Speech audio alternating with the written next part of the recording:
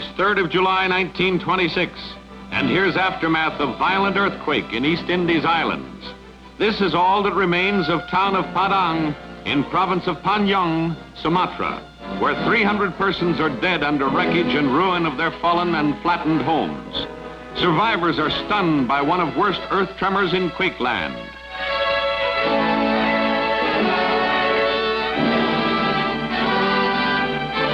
This is all that's left of Main Street of a once thriving native town. This building is a total loss, a pile of debris. It all happened in 1926, and it was years before many of the survivors forgot the horror of it.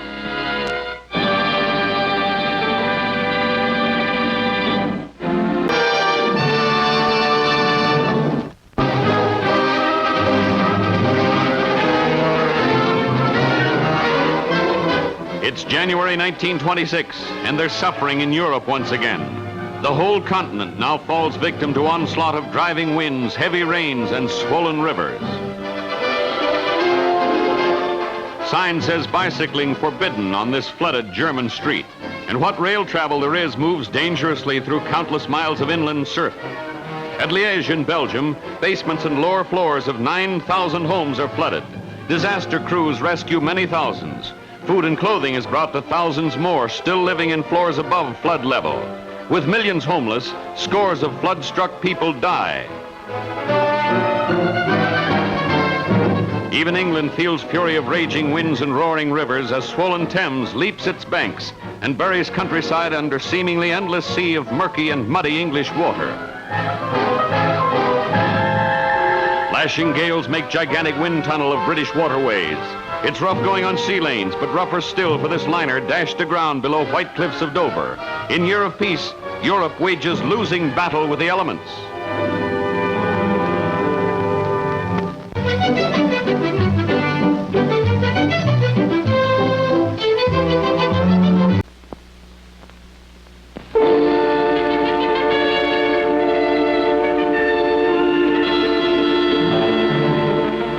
It's 24th of July, 1930, and here's result of yesterday's series of tremors that brought death and destruction to Italians of Apennine mountain areas.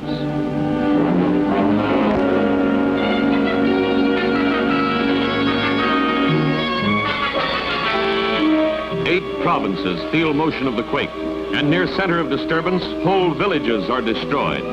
Known dead approached 3,000, with thousands more injured, some seriously. Italy's Premier Mussolini has ordered leaders of Italian Red Cross to conduct relief and rescue operations in person, and little King Victor Emmanuel wept when viewing his people's pitiful plight. 14,000 survivors are moved out of quake area for fear shaken buildings will fall and cause more death. This remains Italy's worst disaster till she accepts the invitation to dance with Adolf Hitler.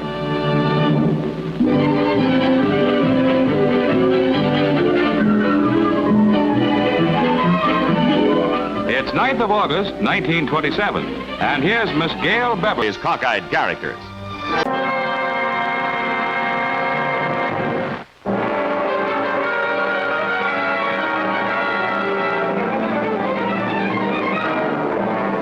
July 1930, and the volcanic Vesuvius erupts. Thousands died and countless injured as 8 provinces in Italy felt the force of the catastrophe.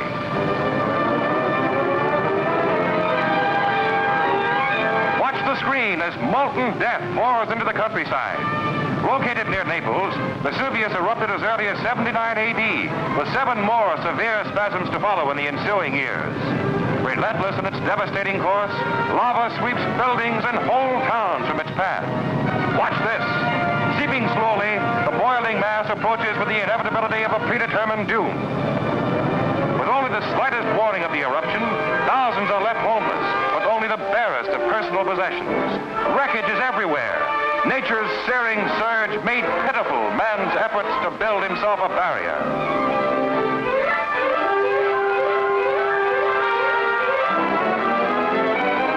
With Vesuvius still grumbling in the background, the city of Herculaneum, sister city of Pompeii, is excavated. Workers uncover structures buried for 19 centuries. Vesuvius, which buried modern buildings, aids in the rediscovery of the glory that was Herculaneum.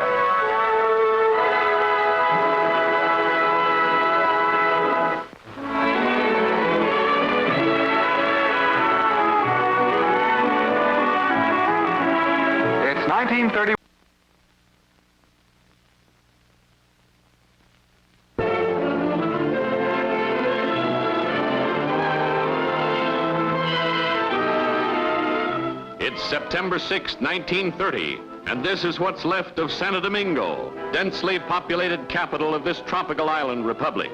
Mid wreckage of flattened homes, trapped under mountains and miles of debris, a stunned people are suffering bitterly. 30,000 are homeless, 5,000 injured, and 4,000 others are dead. Total annihilation of city has virtually isolated it from outside aid.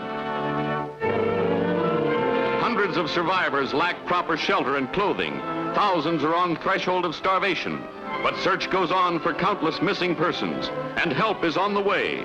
From Washington comes word the Red Cross is sending food. U.S. naval vessels are proceeding full speed ahead to bring relief to Santo Domingo's stricken people. Rescue workers on scene at time of disaster tend wounded and aid in establishment of temporary shelter for the homeless, comfort for the bereaved. In land of frequent storms, this was most destructive in the memory of man.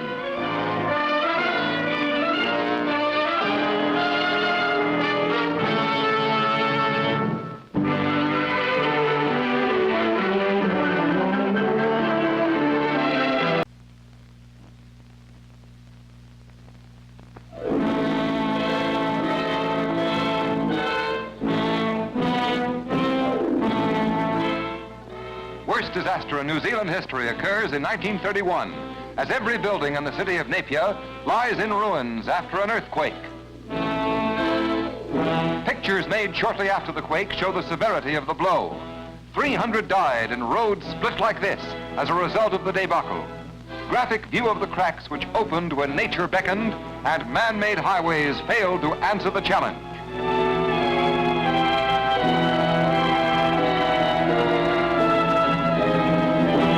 Business district of the city shows results of the quake. 2 individual shocks, 10 hours apart, did the damage. 1,500 were injured and temporary shelter housed unfortunates while work of rebuilding began. Remember, not a single building was untouched. Property damage ran high into the millions. This was Napier, the city that became merely a silhouette.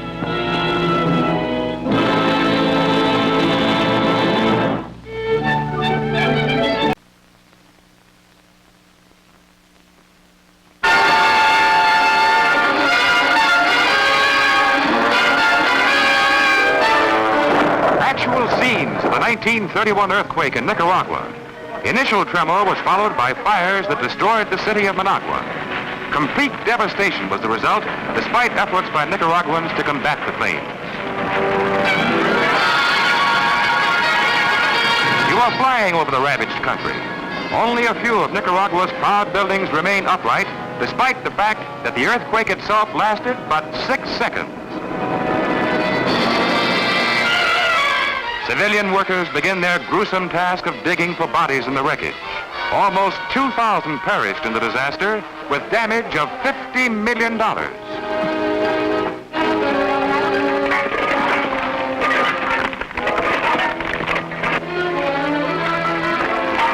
bright spot for Nicaraguans in their hour of need was presence of U.S. Marines, who helped fight fires and set up emergency medical units for civilians injured in the disaster. Originally scheduled to leave Nicaragua the following day, Marines stayed on to provide food as well as medical care to stricken residents. Acting under Marine Colonel Frederick L. Bradman, America's fightingest fighting force turned a helping hand to humanity.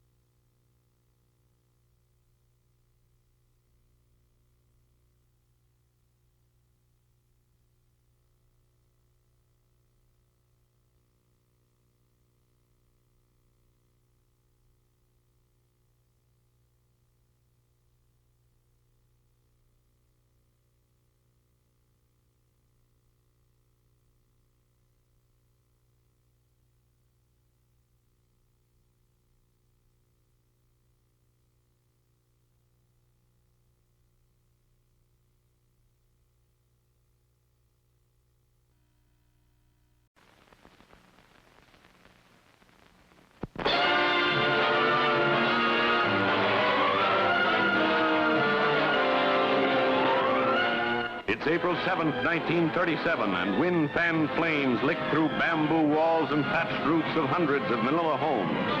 Those who have time and enough friendly neighbors literally pick up their houses and carry them beyond area of danger. But not too many natives are as lucky as this. In stricken area, 25,000 are homeless, and one person dead. Scores are injured.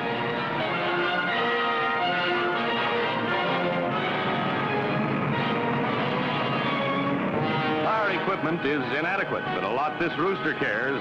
This is Manila, 1937, which 5 years later is threatened with fire again, plus added thunder from bombs of the warring Japanese.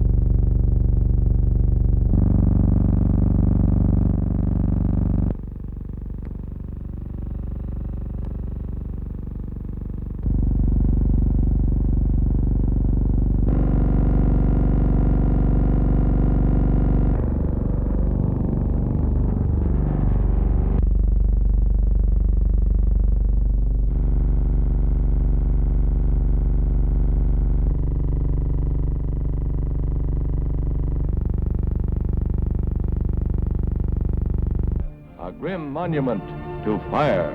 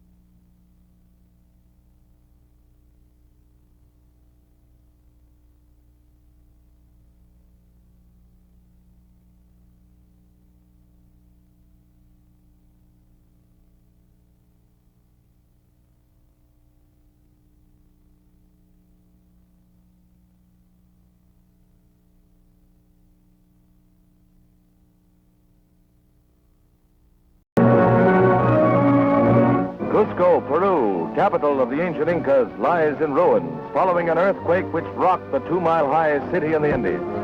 Historic churches that withstood a temblor 300 years ago are reduced to rubble.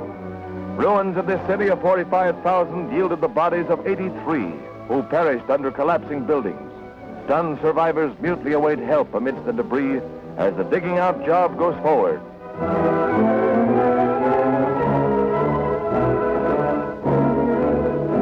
Miraculously, one of the city's score of churches remains standing. Relief is rushed to the stricken city, where centers are set up to care for the injured. The absence of 15,000 citizens at a football game kept the toll from rising higher in the disaster.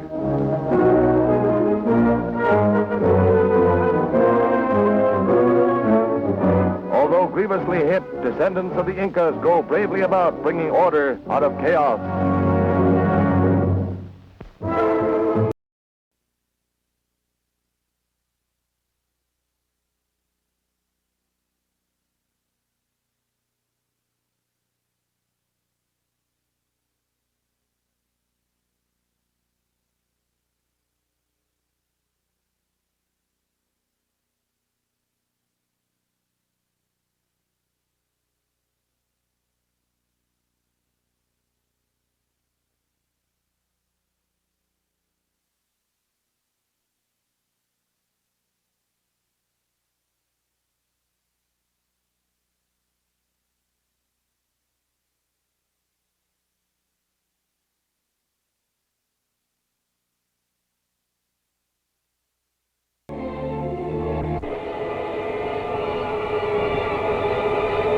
The worst everything else in his past. Theater to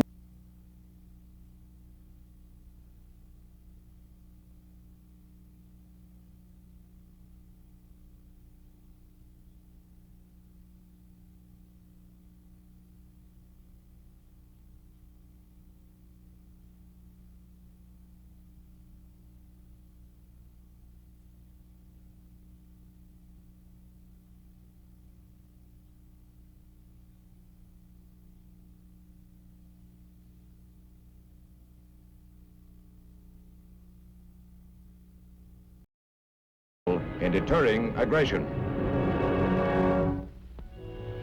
Like a giant scythe, a typhoon sweeps across historic Wake Island in mid-Pacific. The winds reached 163 miles an hour before the measuring instruments were blown away. 30-foot waves swept across the island. The 750 persons on Wake took refuge in concrete buildings and underground shelters constructed by the Japanese during the war. Only 2 were injured. But the island, famed for its heroic but futile defense by its outnumbered Marine garrison, is a shambles. Most of its inhabitants evacuated to Hawaii. Only a skeleton crew is left to operate the airstrip and start cleaning up the wreckage. A typhoon passed this way, and little is left standing.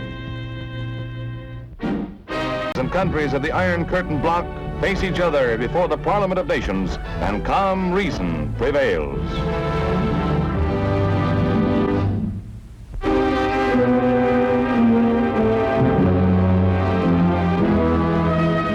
The most vicious hurricane of the year lashes Cuba's south coast, striking with exceptional fury the city of Cienfuegos.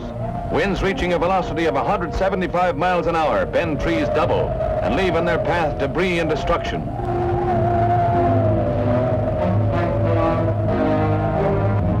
Lashed by the wind, the sea rolls over the seawalls and attacks the residences along the shoreline. To add to the havoc, the Debussy River backs up, flooding the area.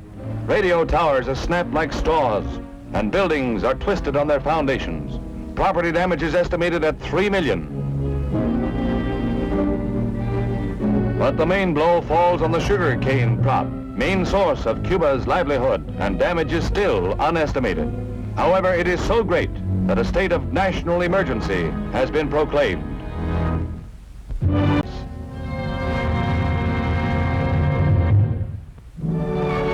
Indochina, already ravaged by civil war, is hit by one of the most violent typhoons in its long history. Saigon and neighboring towns are lashed by 70-mile-an-hour winds, which leave in their wake a tangle of fallen trees, smashed vehicles, and paralyzed traffic.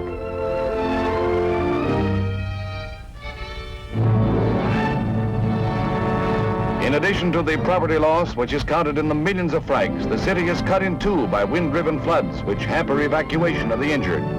Indochina has been hard hit. Near Paris, test flight for the Korea, U.S. military airlift on the other side of the world were performing an unusual airlift. 3,700 Muslims were stranded at various points in the Middle East, unable to reach Mecca by August 28th, as required by Muslim law. The massive pilgrimage had saturated commercial airlines. The U.S. airlift called Magic Carpet helped them meet their religious obligation. 1953, inundated by waters of the North Sea during a violent spring storm, Holland faced devastation.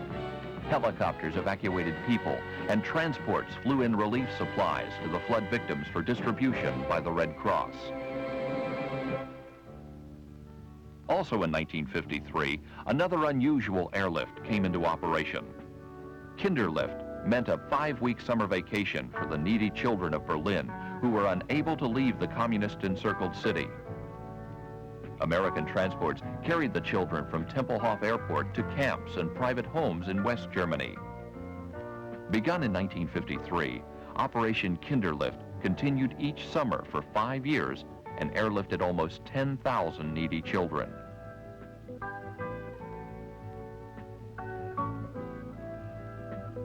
Humanitarian airlift continued. Severe weather, snow, cold, and winds lashed central Italy and northern Greece.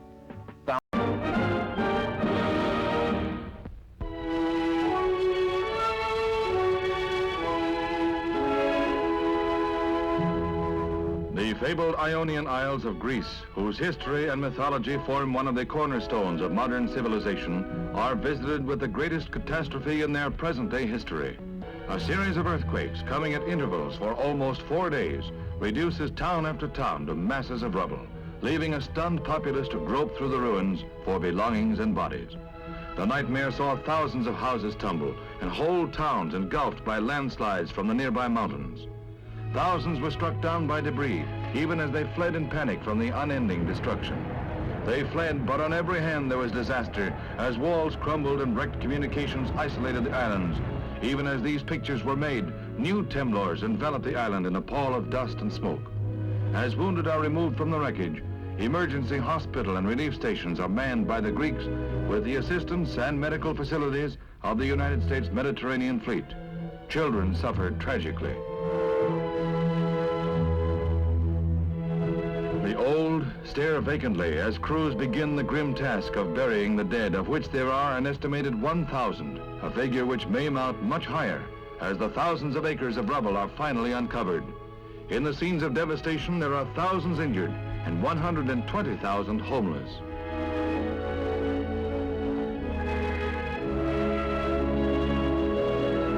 Even as relief and rescue operations from a dozen nations are mobilized, the sunny Isles of Greece are peopled by a bewildered, fear-haunted populace, under whose feet an angry earth has opened to destroy them.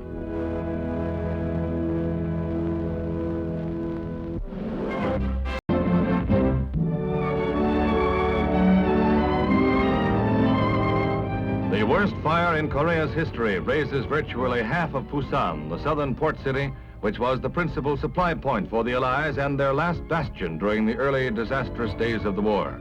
Defective hoses and broken water mains make firefighting almost impossible, as the wind-driven flames sweep over 5,000 houses, leaving 27,000 homeless. For 2 days, the blaze rages out of control, carving a path of desolation through the heart of the city.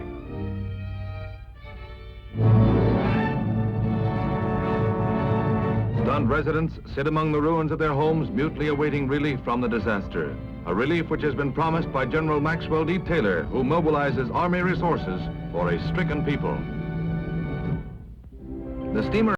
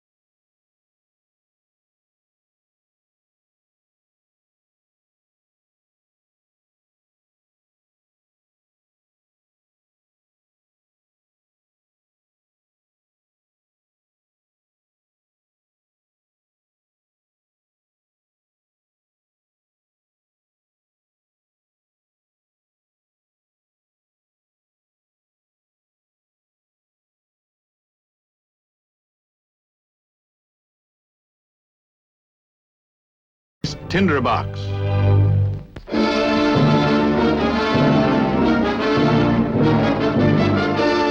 Helicopters from the U.S. carrier Saipan cruise over the flood-devastated city of Tampico, angels of mercy to the thousands who survived the terrible onslaught of Hurricane Janet, only to be trapped by the record floods in her wake. Food, water, clothing, medication, these are the dire need after days of exposure. And Marine flying boxcars respond, parachuting tons of supplies onto the Mexican city, pinpointing each drop. Rescue missions go round the clock, and helicopters plucking nearly 1,500 off rooftops, more than half of all those evacuated by the Navy.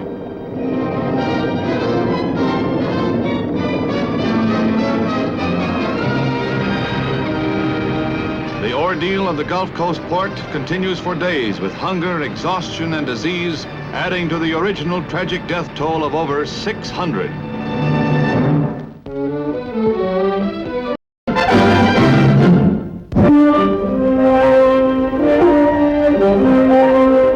One of the most most savage winters in 2 decades holds Europe in an icy grip.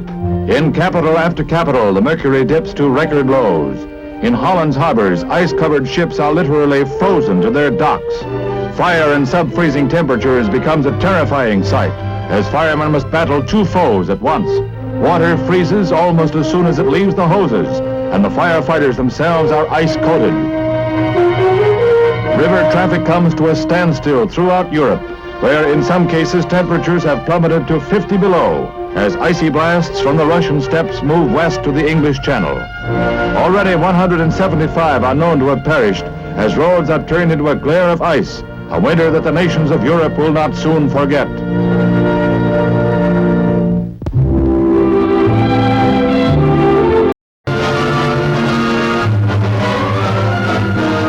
Torrential rains in the mountains of India bring devastating floods to the lowlands. 4 rivers converging in the province of Azamgarh inundate hundreds of square miles, ruining 200,000 acres of crops and bringing famine to the area.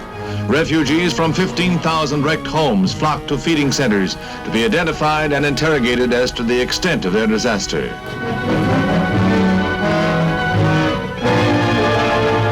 And India, struggling for survival, suffers yet another blow.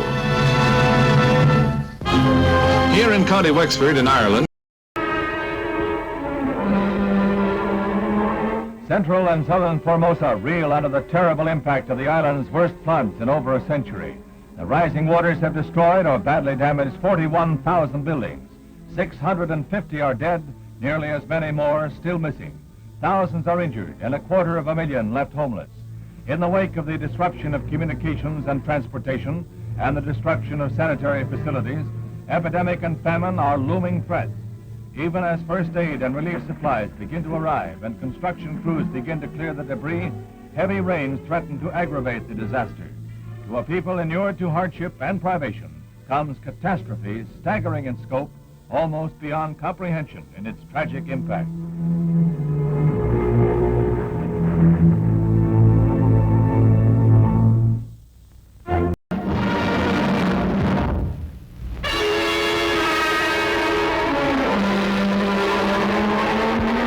Japan, throughout the ages battered by wind and wave, earthquake and typhoon, experiences its cruelest ordeal by storm in 1/4 century.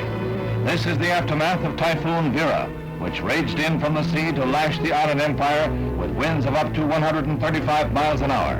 In a nightmarish 12 hours of mountainous waves, shrieking winds and surging flood tides, nearly 1,200 lost their lives, 5,000 were injured, and 1,500 more were missing. Over 1/3 homes were wrecked or washed away. Damage to the United States Air Force installations alone topped $1 million. A total cost in 38 of the nation's 46 provinces, upwards of $120 million. The 5th typhoon to strike Japan this year brings disaster and tragedy, whose bitter impact will long be felt.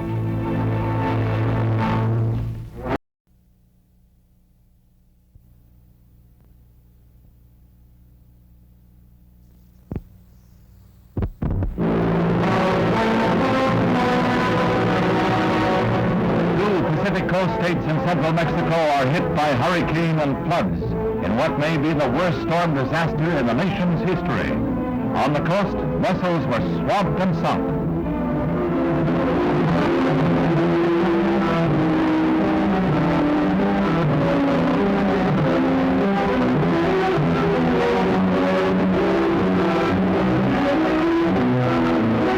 Inland throughout the 2 provinces, wind, water, and earthslides wrought havoc. Whole villages were wiped out, while torrential rains prevented restoration of shattered communications for days. Cold and misery and desolation is incalculable. Lives lost are estimated at some 1,500, an estimate that was still rising when the grim decision was made to abandon the search for bodies unrecovered from the debris and ruin. Now, Mexico is concentrating all its efforts on relief for the desperately stricken area. But relief work is still hampered by extensive damage to airfields and road and rail arteries. The first relief shipments arrive on a scene of urgent need. Medical supplies included serum for thousands who were stung in an infestation of scorpions unearthed by the landslides. A grisly specter added to the threats of famine and plague. Food and medical shipments are so far barely adequate. Not yet over is the nightmare of terror and destruction that is shaking all Mexico.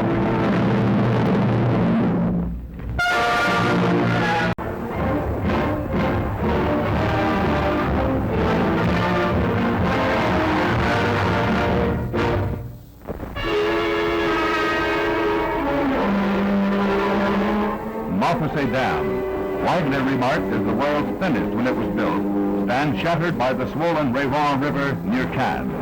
The irrigation dam of concrete and steel was 197 feet high, 344 across, only 22 feet thick at the base. Now the result of 5 days of torrential rains had piled up terrific pressure. When the dam broke, a towering wall of water raced down the valley at nearly 50 miles an hour. The force of the smashing flood crest derailed trains and demolished houses. Before its momentum was spent, the wall of water crashed into the town of Frejus. The toll, more than 200 persons dead. Their exact number may never be known. A bitter toll where the world's thinnest dam proved too thin for its burden.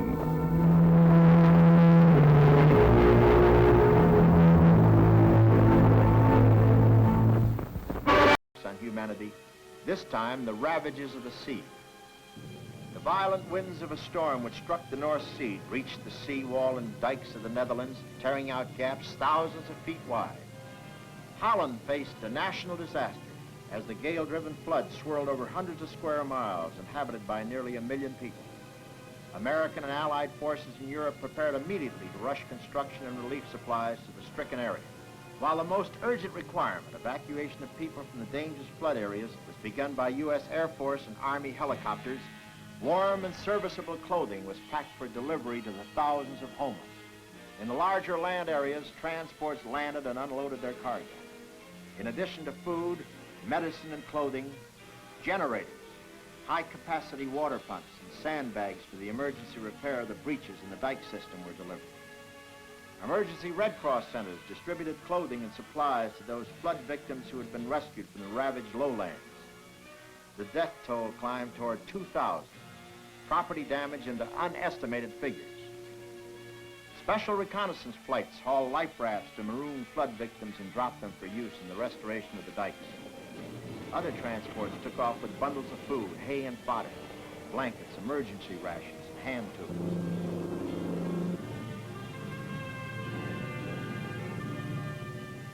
Dropping over 65,000 pounds of these supplies brought speedy relief to hundreds throughout the stricken area, victims of Europe's worst peacetime disaster in recent years.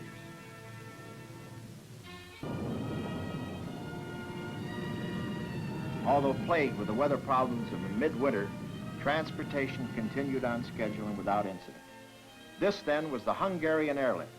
Using their military transports in a token of international friendship, the American people had again confirmed the message graven on the base of their Statue of Liberty: "Gimme your huddled masses, yearning to breathe free. Send these, the homeless, tempest-tossed to me." This was the work of a typhoon called Vera. She arrived in Japan early on a Sunday morning in September 1959.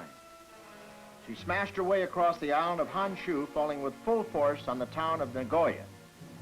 Within hours, Japan's third largest city was a splintered mass of rubble and murky water. Thousands were dead, missing, injured, and homeless.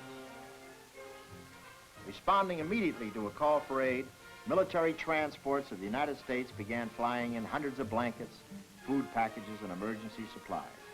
In just 7 days, more than 200 tons had been shuttled to the Nagoya area.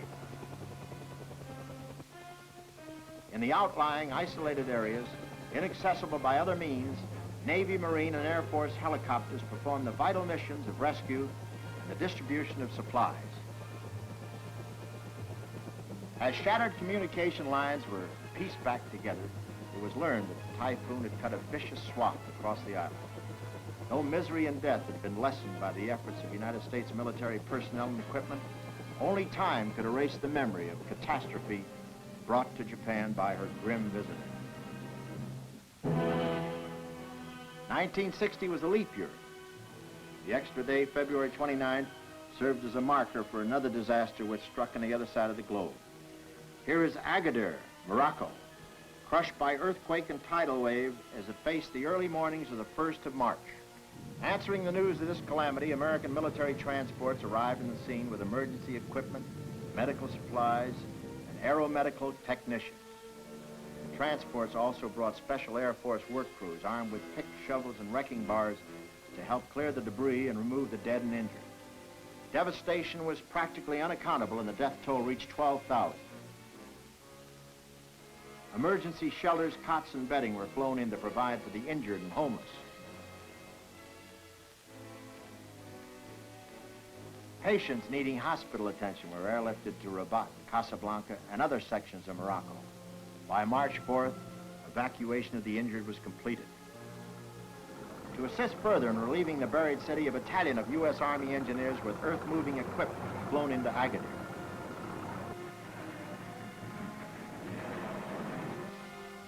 With all survivors removed, the devastated areas were sprayed to erase the impending threat of disease. In bringing aid to their Moroccan brothers, the American people had airlifted nearly 400,000 pounds of emergency relief supplies and equipment and flown 500 relief workers to the scene. As 1960 rolled on, it showed itself destined to bring tragedy to mankind. On May 21st, a two-day series of severe earthquakes, tidal waves, torrential rains, avalanches, and volcanic eruptions prostrated southern Chile. Relief for these stricken people became an international effort. Practically every country in South America sent help.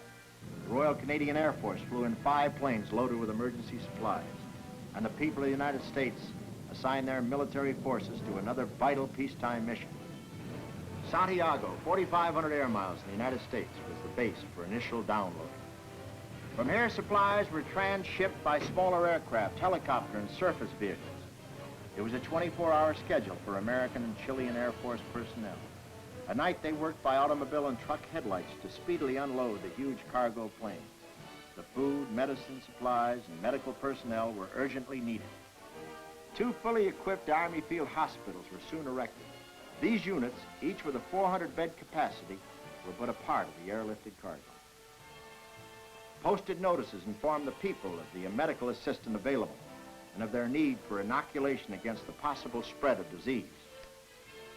Unloaded planes were used to evacuate victims and refugees to other areas in the country where help from relatives or other more fortunate Chileans was available. It doesn't seem possible. Over 990 tons of relief supplies and nearly 700 field and medical workers were flown into Santiago in only 5 days. A vivid portrayal of assistance in time of need and of the inestimable value of international cooperation and understanding. Our Air Force aptly named this operation Amigos Airlift.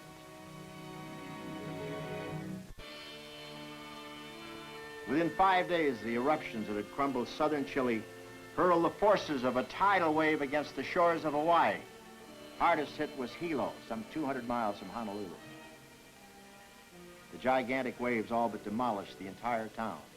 Power facilities, processing plants, communications, practically every vital service was wiped out. Winging in from Hickam Air Force Base, military transports brought the supplies, foodstuffs, clothing, and equipment to rehabilitate the town. Critically needed refrigerated vans prevented food losses resulting from the lack of electricity and wave-damaged storage facilities. Local food suppliers shared the space to assure maximum utilization. Hilo's public library is the emergency Red Cross center for the distribution of clothing to the disaster victims. Full-scale activity continued for 3 days as the transports delivered everything from diapers to 3,500-pound generators and a portable chlorinator for the water department. The complete destruction of the city's pasteurizing plant necessitated a true milk run from Honolulu to Hilo, with trucks supplying the stores throughout the stricken area. As the people worked to remake their city, the year 1960 planned another aggression of mankind. Personnel and supplies to flooded Pakistan in August 1954. In the wake of swirling waters, the dreaded plague cholera required the quick inoculation of vast multitudes of the population. The Greek islands in the Aegean Sea devastated by earthquake in August 1955. Red Cross aid distributed by helicopter, Navy ships and boats. Demolition and cleanup work by Marines.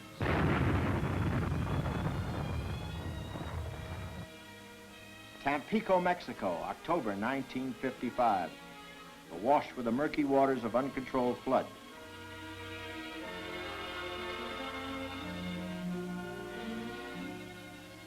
Since that first massive airlift relief for Berlin, the American people, through their military air transports, have helped thousands of their fellow human beings around the world. Nature showed her most destructive and death-dealing side in 1960. In September, a vicious hurricane swirled up out of the South Atlantic, slashed across the Leeward Islands and Puerto Rico in the Caribbean, killing 117 persons. Hurricane Donna slammed into southern Florida, headed up the United States East Coast, shattering homes, destroying crops, knocking out communications and power systems. The Weather Bureau called her the most destructive and vicious hurricane on record. A highly developed system of advance warning prevented many deaths, but deadly Hurricane Donna took a huge toll in property damage.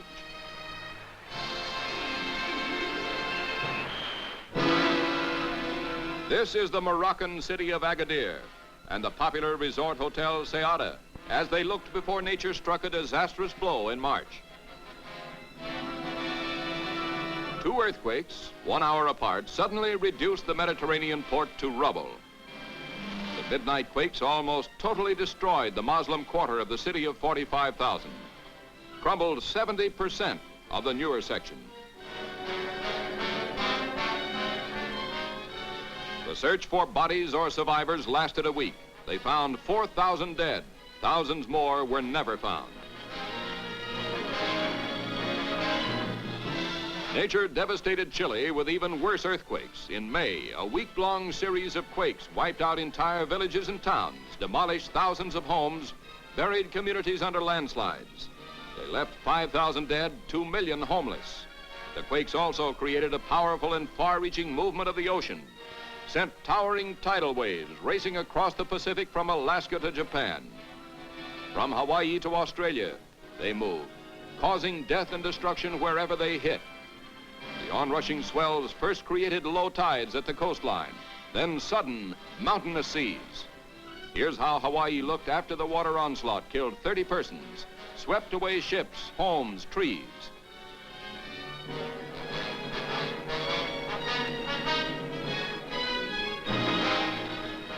This is a section of the Australian coastline, undermined by raging seas and storms.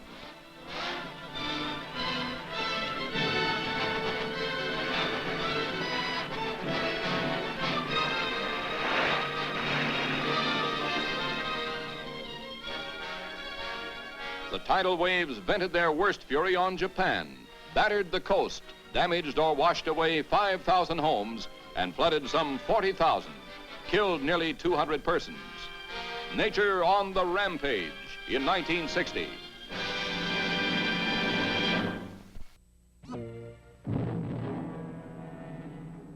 One of the worst disasters in modern history began on May 21, 1960.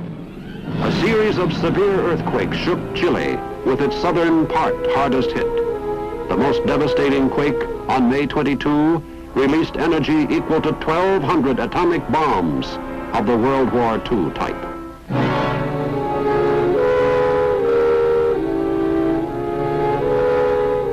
Some 4,000 persons were dead or missing, 5,000 injured, and 800,000 homeless. 1/3 of the country suffered.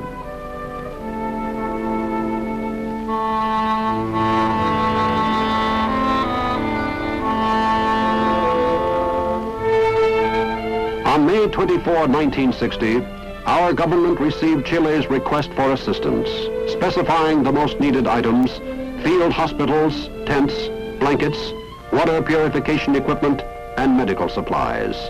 Thus began one of the biggest emergency airlifts.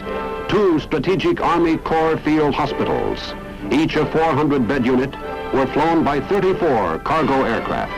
They moved out immediately after receiving sudden notice to embark on a 6,000-mile journey.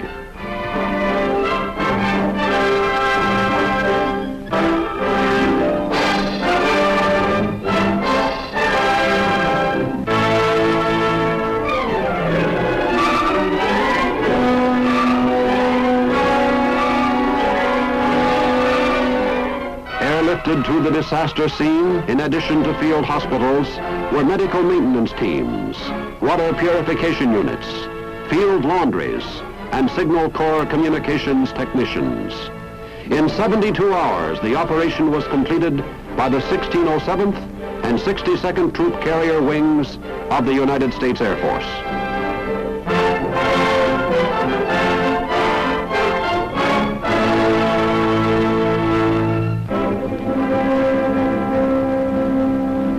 Some 500 Army doctors, nurses, and medical corpsmen arrived to set up one hospital unit in Valdivia and another in Puerto Montt, both centers of devastation.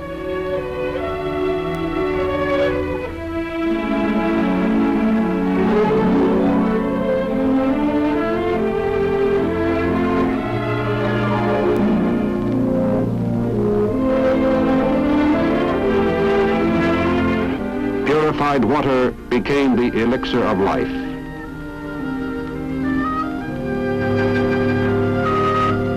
For Chile, so near the South Pole, the winter was closing in. The young, the old, and the ill were evacuated to Santiago, where they could be fed and shielded from the cold.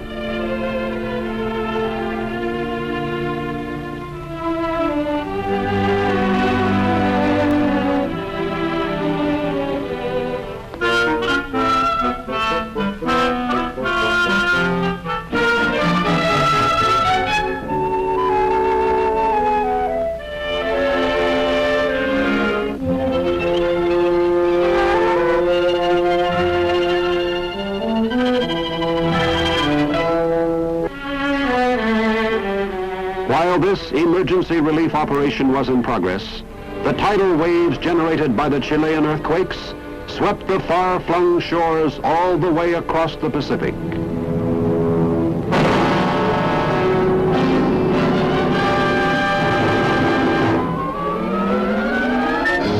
Mountainous waves at 450 miles an hour hit the Hawaiian Islands, creating the most costly disaster in the history of our newest state.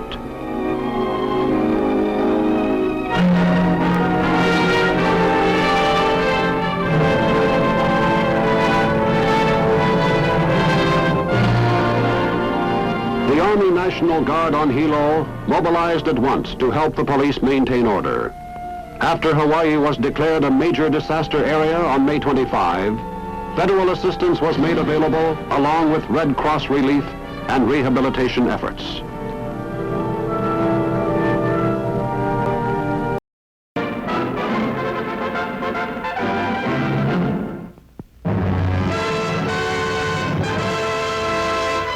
The Moroccan city of Agadir lies in ruins, as though smashed flat by a giant's foot. A busy seaport and Morocco's most important tourist resort, the city of nearly 50,000 was struck by two major earthquakes an hour apart, coming around midnight.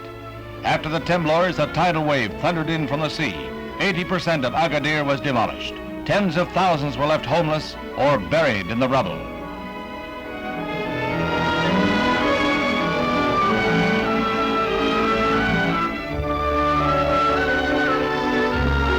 Some 12,000 injured were evacuated by air. Another 15,000 refugees are in camps outside the city, which was sealed off to let rescue workers, including American and French teams, carry on their grim task of searching the ruins. 5,000 bodies have been dug out to be interred in mass graves. Health authorities called a halt to further digging, despite the slim chance some survivors still may live buried in the ruins. Rats and jackals were beginning to prowl, and plague had become an immediate threat. The decision was made to bulldoze the ruins flat and strew the shattered city with lime.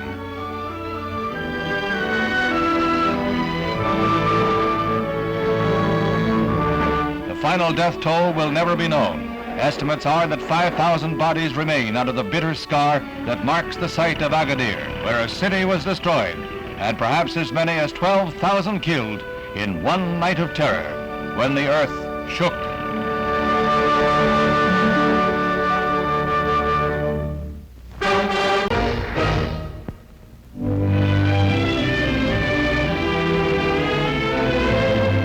Agadir, devastated by earthquake and resultant tidal wave and fires where as many as 12,000 may have died.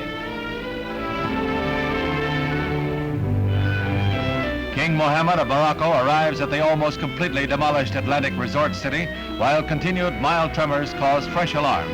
Plague is still a threat. The city, thoroughly sprayed with chlorine, DDT, and quicklime, is still cordoned off by troops. In the refugee camps toured by the king, thousands cling to hopes that somehow relatives may somehow survive.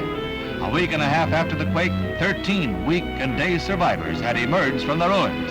Emergency work still continues, but already King Mohammed is formulating plans to rebuild. In the wake of disaster, hope springs anew.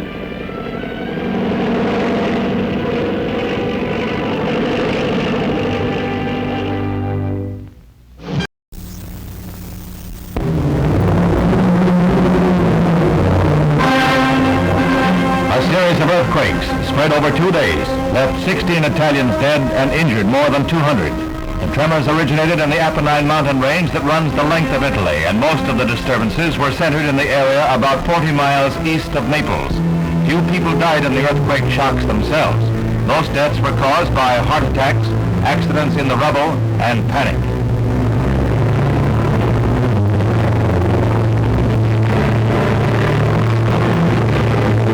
Italian Premier Fanfani made a personal survey of the towns hit most severely. In Ariano Irpino, 10,000 homes had to be evacuated, and the people moved to other villages. Swift work by international relief agencies helped alleviate most of the suffering, but many people lost homes that had been in families for generations. Rampaging nature took a heavy toll.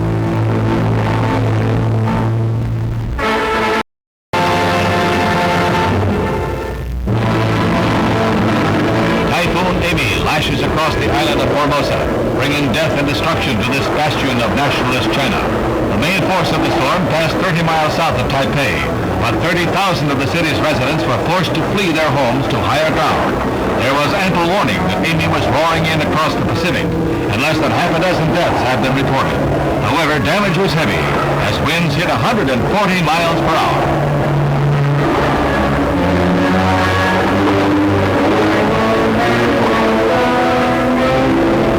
Typhoon of the season to hit Formosa, and its residents fervently hope it will be the last.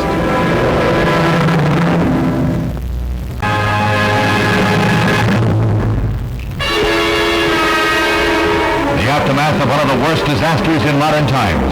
Heroic relief work is underway in Iran to take care of more than 100,000 people left homeless in the wake of a devastating earthquake. Every nation in the free world is sending either workers or supplies to aid the victims. The U.S. is flying food in by the ton in response to pleas by the Shah, who made a tour of the area with his sister. 10,000 persons died in a series of quakes, and entire villages had been wiped out.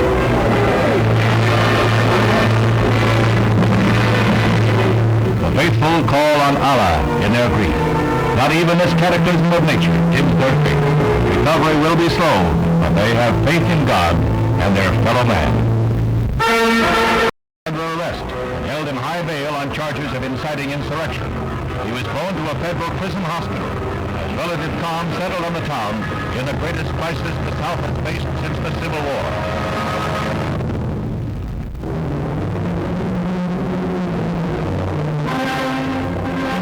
Flash floods that followed a 9-hour rainfall laid waste the Spanish countryside around Barcelona, leaving horrifying devastation in its wake.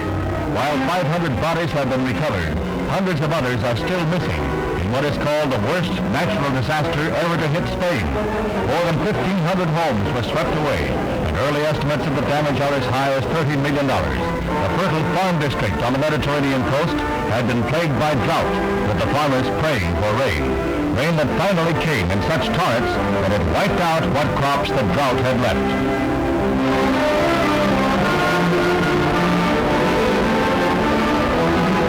In the industrial area around Barcelona, factory buildings collapsed without warning. In one textile plant in Terrassa, 78 workers died when the entire structure was swept away. Many of the textile plants, so vital to Spain's economy, are a total loss and will have to be rebuilt from the ground up. The monetary loss is high, but the toll in human misery is beyond estimate.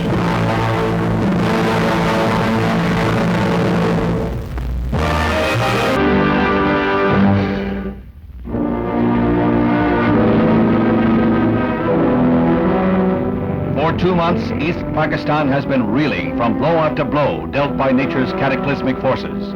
First, a tidal wave and cyclone took 10,000 lives. And since that catastrophe, lesser cyclones and heavy rains have compounded the disaster. The Pakistanis have shown indomitable spirit in coping with the rampaging elements, and emergency relief centers in areas such as Chittagong are distributing food and medical supplies contributed from around the world.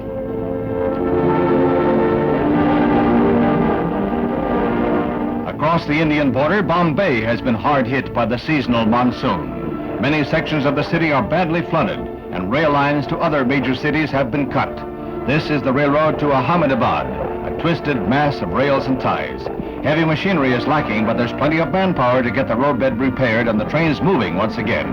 No matter what preparations are made beforehand, the monsoon season invariably brings damage. India shrugs it off and gets back to work.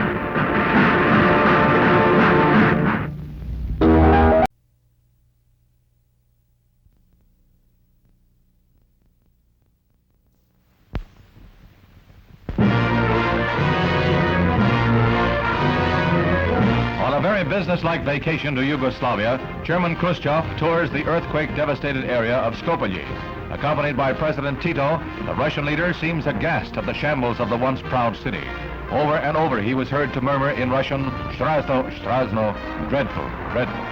The earthquake left 2,000 dead in a city of 170,000 inhabitants.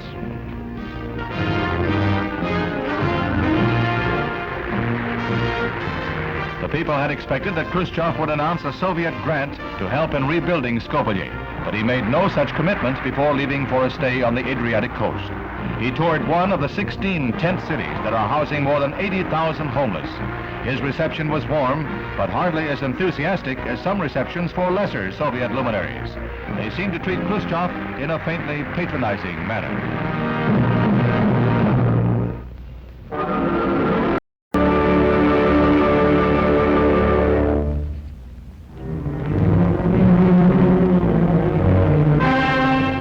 The typhoon season in the Far East begins on a note of tragedy, as the island of Taiwan is hit by Typhoon Gloria. So far, nearly 100 are dead and many hundreds injured. As waters from a 40-hour rain recede, a count of destroyed houses passes 3,000, with another 3,000 badly damaged. Many of the deaths came when refugees, huddled in houses and shacks, were swept away in landslides. In central Taipei, a collapsing building took 26 lives in a few brief, horrible seconds. The toll of rampaging nature. Is both possible and beneficial to us all.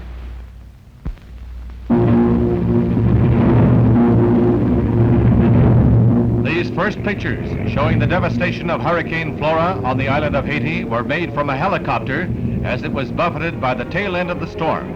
It's a panorama of ruin and desolation. Primitive communications on the islands make an estimate of the dead difficult, but it is feared more than 4,000 lost their lives. Property damage is also high. It is estimated that 2/3 of the vital coffee crop was lost. Meanwhile, Cuba must present a similar scene, but Castro has imposed a rigid censorship and rejected aid from the American Red Cross. The loss of life in Cuba is probably comparable with that in Haiti.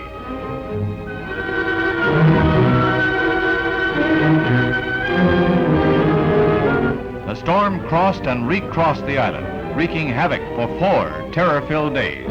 Weather Bureau experts say it was the worst hurricane to hit the Caribbean area since the days of Columbus. Probably the full extent of its toll will never be known.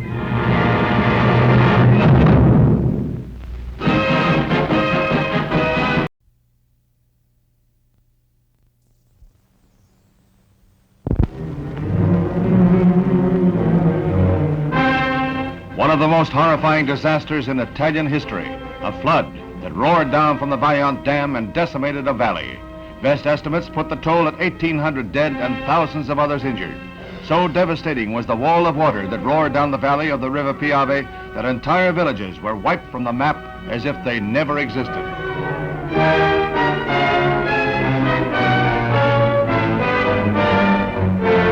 Animation shows how a landslide plummeted into the man-made lake behind the dam and sent a great wave over the barrier. Within 6 minutes, the waters had spread terror, death, and destruction. hours, additional rock falls spread fears that the dam itself might let go, the third highest dam in the world. However, the dam held as people far down the valley fled their homes. More than 80% of the population of Langaron died in the flood. There are few traces left of the once thriving villages. The roll is a long one. Pirago, Rivalta, towns that are no more. Men cry unashamedly.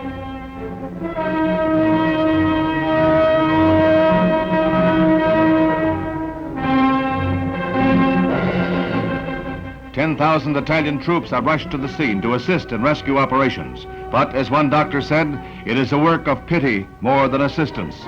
Villages have disappeared as if they never existed. There are so few survivors in some villages that identification of the dead is impossible. A common grave is their destiny."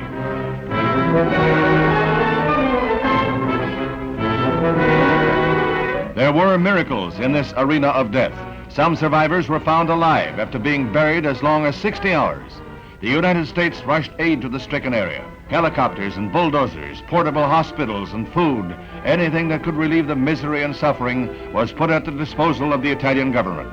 The heart of the world poured out to the suffering survivors.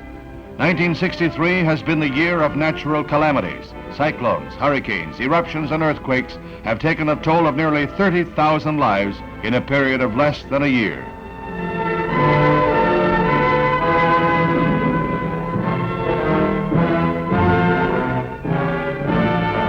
The tenacity of man as he faces reverses is a fruit of the human spirit. With prayers for their dead, the people of the Piave Valley have turned to rebuilding their homes and their lives.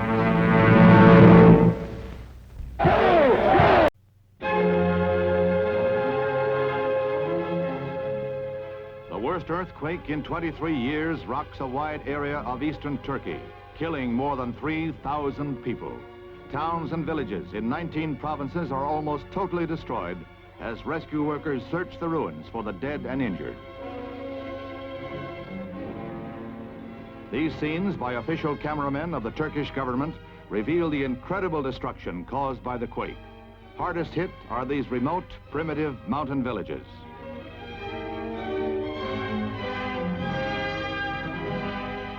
The Turkish Army sets up 2 field hospitals, and U.S. Air Force planes bring in more than 80 doctors and other medical personnel.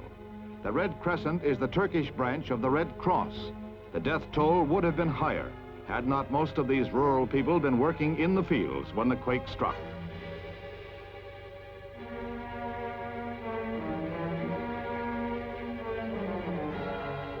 While Turkey mourns her dead, the homeless and hungry must be cared for. In this sad hour, Turkish radio stations play no music, and newspaper pages are bordered in black. Many survivors, fearful of new tremors, sleep in tents or in the fields. More than 139 villages are demolished in this tremendous buckling and breaking of earth, a disastrous blow dealt by Mother Nature.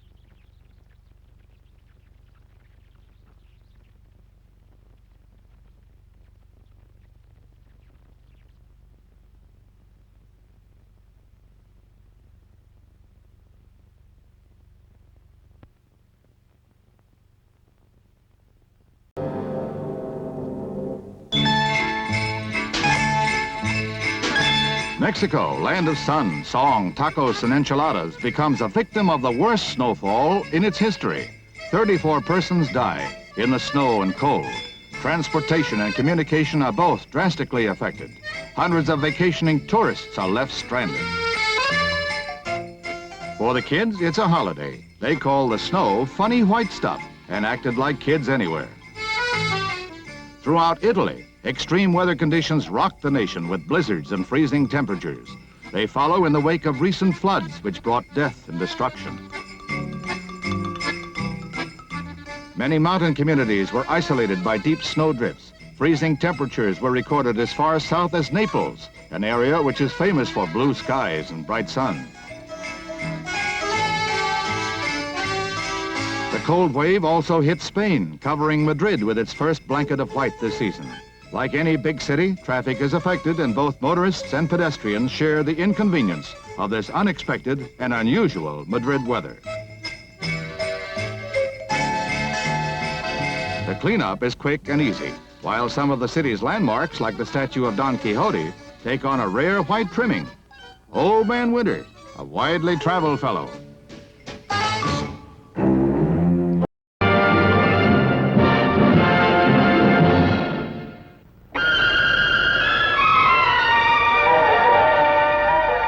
The most disastrous fire in Australian history devastates the island state of Tasmania.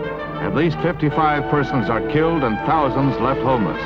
Gale force winds whip the flames through tinder-dry brush.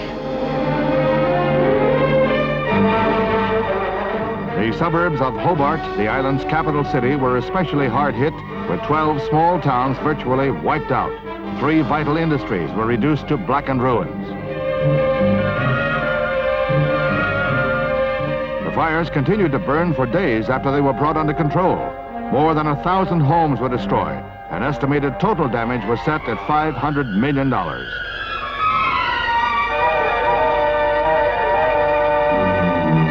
Schools were gutted as smaller fires linked together a chain of flame 80 miles long. Thousands of acres of lush farmland were consumed, while cattle and sheep were either victims of the fire or had to be shot by tearful farmers. Automobiles exploded into heaps of twisted black junk. Busloads of tourists were trapped along with farmers, all trying to escape the onrushing blaze. Starting as isolated mountainside bushfires, the Holocaust is the island's worst disaster, setting its economy back 10 years.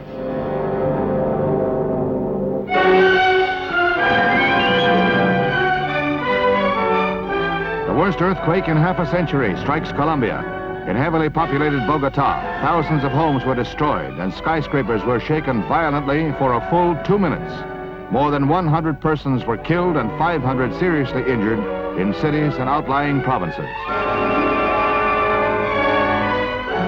During the quake, thousands of office workers fought to escape the swaying buildings. Light, water, and communications were knocked out. In rural communities, thousands were vaccinated against the possibility of an epidemic.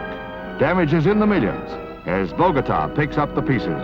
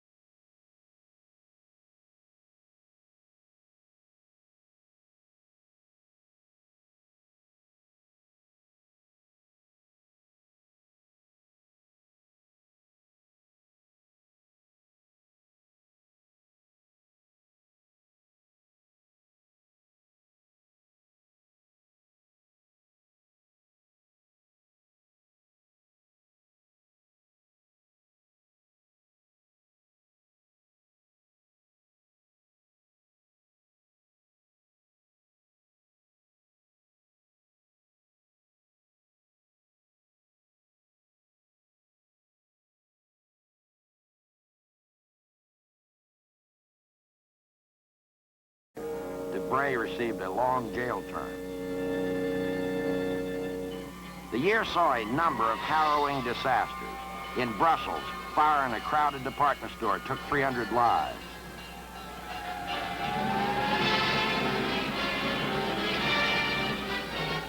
A murderous flash flood swept through the suburbs of Lisbon, Portugal, drowning 200. Damage ran to millions.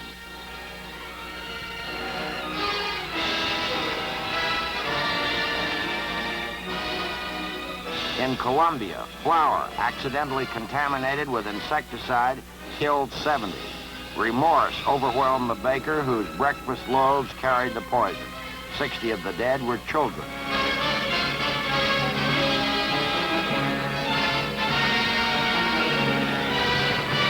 Disaster at sea aboard the U.S. carrier Forrestal on station near Vietnam. A rocket accidentally fired turned the flight deck into a holocaust that took 134 lives.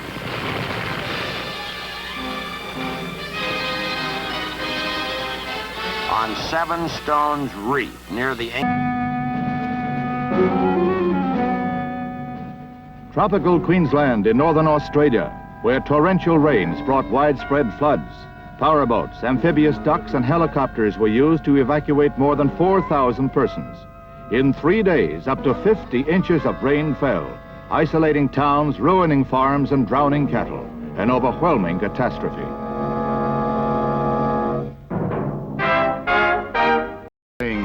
They have led the way.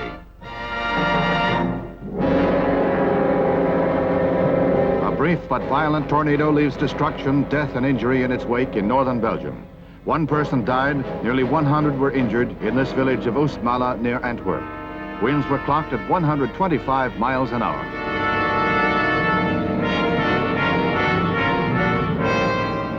The town hall roof was blown off just before the start of an official ceremony. The village church was partially destroyed, while cars, trees, and houses reflect the mass destruction. Red Cross teams from Antwerp gave urgent medical aid and assistance. Be in shape of future flight.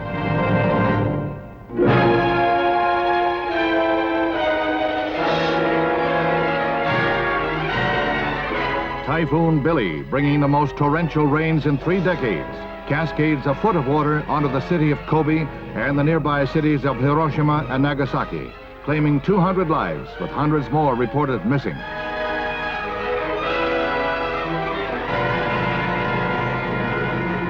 In addition to the injured, thousands are left homeless, as 500 houses are destroyed and many more damaged.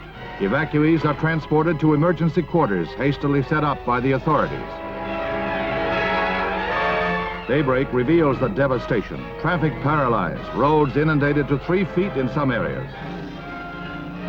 Kobe, a ravaged city with damage expected to total millions of dollars, with the grim and tortuous task of rebuilding facing its shocked citizens.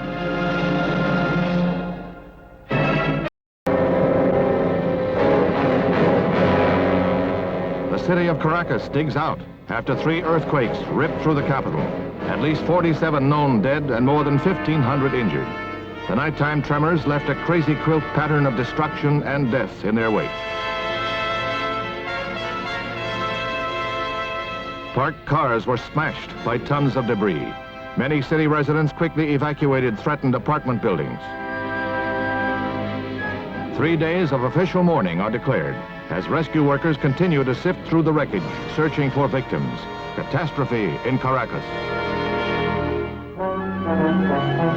Seek and destroy enemy posts.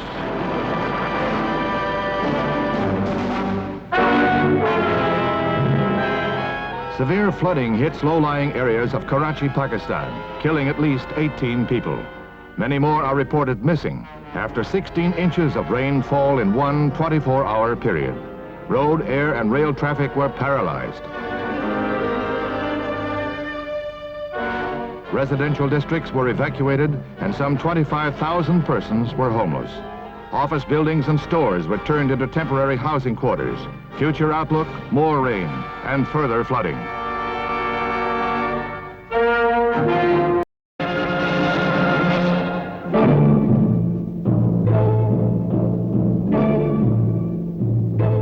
A deserted village in the West Bengal section of India, where monsoon rains have ended a severe drought. The absent villagers walk miles every day to assemble at relief kitchens in the continuing battle against widespread famine. It will be several months before the new crop can be harvested, so the relief stations like this one run by the Christian Council organization assure the people at least one meal a day.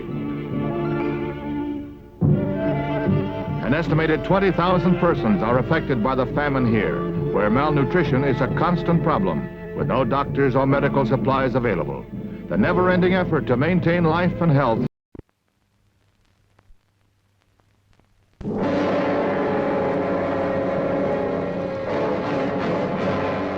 Death and disaster strike in northwestern Turkey, ravaged by a severe earthquake. At least 60 are killed and hundreds injured. Thousands of homes collapse into tons of rubble. Rescue workers search the wreckage for victims. The hardest hit areas were outlying rural sections, where the unbelieving residents were stunned. It's the second major quake here in less than 12 months. With hospitals filled, emergency outdoor wards are hastily set up. Medical personnel from throughout Turkey rush to the stricken town. The gigantic cleanup is expected to uncover more bodies, raising the final death toll. The tremors were felt from the Black Sea to the Aegean coast, and the destruction was widespread.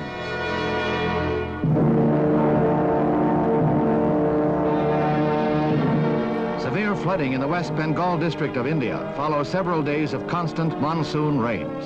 The nearby river Tista overflows its banks in this town at the foot of the Himalayas. Thousands are left homeless, and the rising waters force a mass evacuation. The sick and injured, many of them exposure cases, pack hospitals. Thousands of acres of cultivated land are inundated, and emergency food supplies had to be ferried in. Despite local flooding, the monsoon rains are also a blessing. They bring to an end 3 years of severe drought, preparing the fields for bumper crops.